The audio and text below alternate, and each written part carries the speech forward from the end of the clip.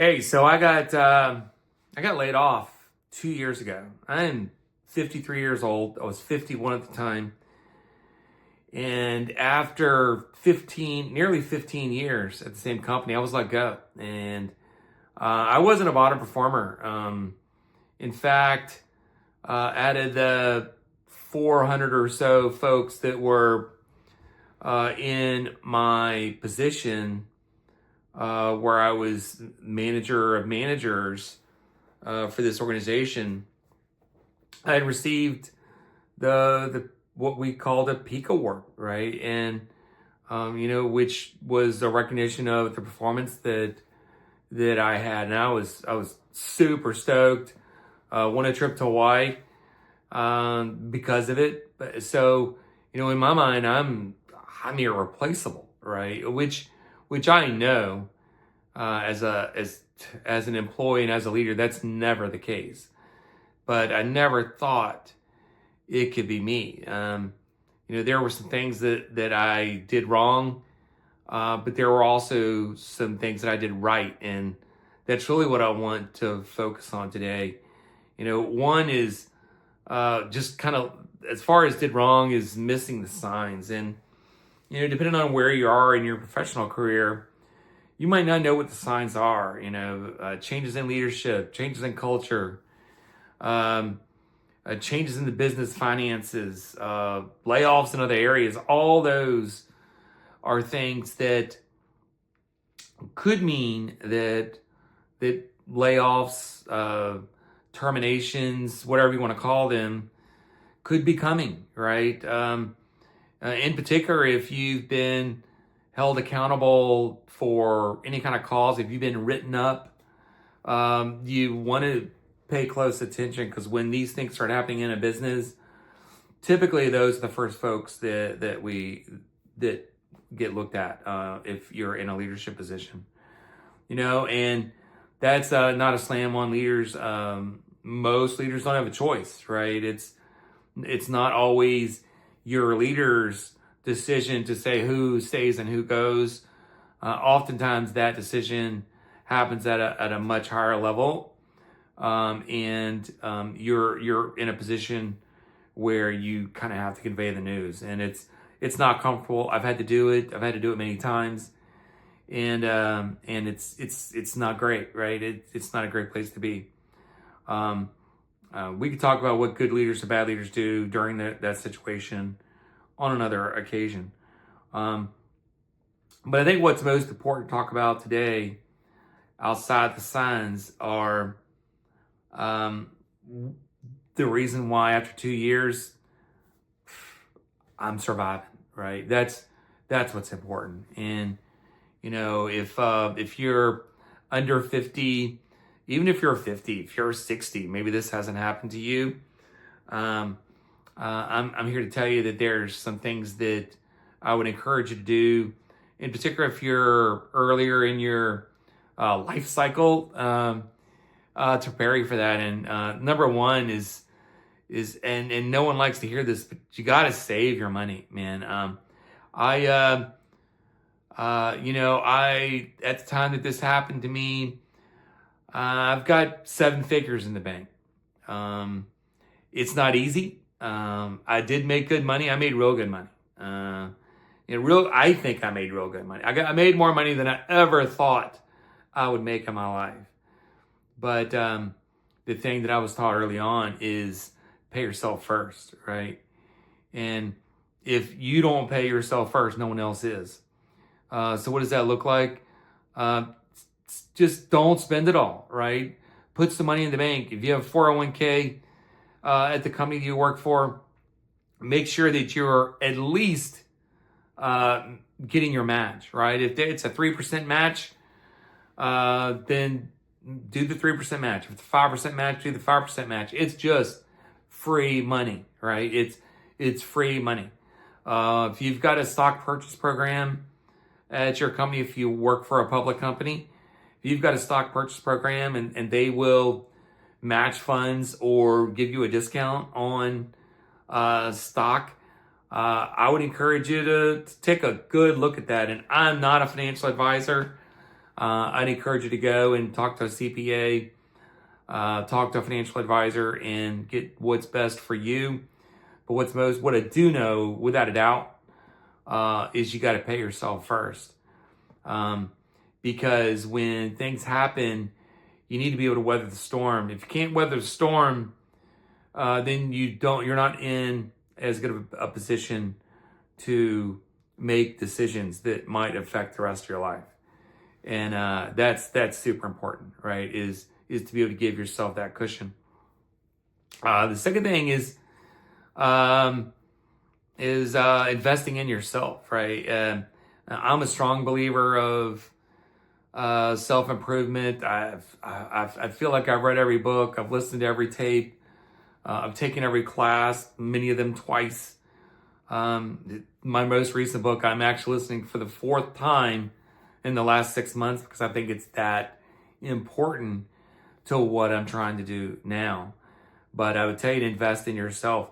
Go out and have fun. Travel. Go out and hang out with your friends. Do all those things. But don't make that your priority. It's really easy, in particular when you're in your 20s and 30s, to want to go out there and just live your best life, right? That's kind of a new saying, but it's always been the case. I mean, go watch a movie in the 70s, the 60s, the 50s, the 20s, the 30s. There's plenty of movies written about people out there living their best life. This is not a new phenomenon. But the folks that are truly living their best life, they put some pennies away, right? And it's not that hard to do if you just pay yourself first. Make sure that you're doing that. You might find that you can't. You find it hard to do, and there have been times that I found it difficult to invest in myself one way or another. I didn't have the time to take a class. I didn't have the money to put in my 401k. I didn't do a good job, right? So I had to go back and I had to look. Hey, look, I went out to eat 3 times last week. Could I have survived with 2? When you're younger, when those events happen, you're like, oh, well, it's just $20. It's never just $20 now. It's just 40, just 50, just $100. But that $20, $50, $100, it adds up quick. I can tell you that if I hadn't put money away, I'd have been in trouble. I'm not bragging, but I've got 7 figures in my bank account. I've got over. I've saved some money, right? But it's not always been easy. But once you get used to doing it, it gets easier. The other thing I'd encourage anyone to do that, in particular, if you're having a hard time saving money, is instead of going out to the bar at 7:00, maybe you should find another job, right? Maybe find a side hustle. And, it's so easy to get gig work these days. You can do Uber, you can do Amazon. Was it Amazon Flex? Walmart has a delivery driver program. You can do Uber Eats. You can do Lyft. You can do. There are so many ways to get a side job that everyone should be doing it, right? The ones that I suggest get overlooked the most are those that might be related to the work that you do. I've been in sales leadership all my life, right? Uber, things like that. That's great, but there's other jobs that you can get into sales in. You can get your life insurance license. I don't want to be a life insurance agent. Hey, look, it's not always about what you want to do. It's what's best for your future. And that's a life lesson right there. Don't mistake it. The guy that's digging ditches, I used to dig ditches. The guy that's digging ditches doesn't like digging ditches. He's doing it as an ends to a mean, right? He needs money. She needs money. This is the way they can go and accomplish that, right? So sometimes it's not all about what you want to do. It's what you need to do to better yourself. Life insurance is one. You be a real estate agent. There's lots of sales. Get on the internet. You can do debt restructuring. There are all kinds of things that you can do. But what I would encourage you to do is look at what you do, maybe what you do well in your current role, and look at doing it on the side too. If you're a teacher, right? Not that we need many more teachers. No teacher should ever get laid off, in my opinion. Some should be terminated for cause, but they don't need to get laid off. If you're a teacher, look to do tutoring on the side, right? If you're an assembly line worker and you're good with your hands, maybe start a small handyman business or start a business doing crafts that you can sell on the internet. There are so many things that you can do now to make extra money that everyone should be doing it. We've all got extra time. We all watch way too much TV. And if you use some of that extra time to do something that is building a future for yourself, it's extremely helpful. And that's one of the ways that you can start saving money. I would encourage everybody to invest in real estate if you can. Something I always wanted to do. I've owned Carlton sheets. Actually, I don't own it. I actually borrowed it from a friend and I never returned it. But don't go tell him. It's something I always wanted to do. And I've owned my own house since I was 28 years old. In fact, my wife and I, we own 8 houses right now. But that doesn't happen without saving your money and investing in yourself. We can talk forever about real estate and why I think it's important. But this is one of the ways is it helps protect yourself. If you own your own home, when things get real tough, I've done this, rent out a room.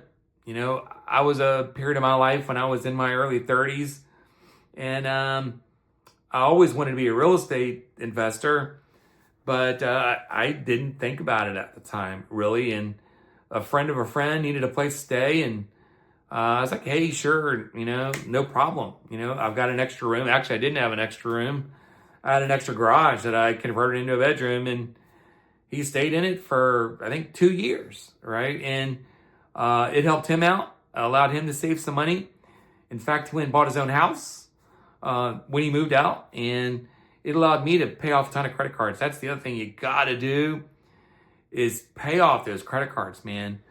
It's easy to go and whip out the piece of plastic to buy stuff anymore, but I'm telling you, sometimes you have to use credit cards, in particular if you've been impacted.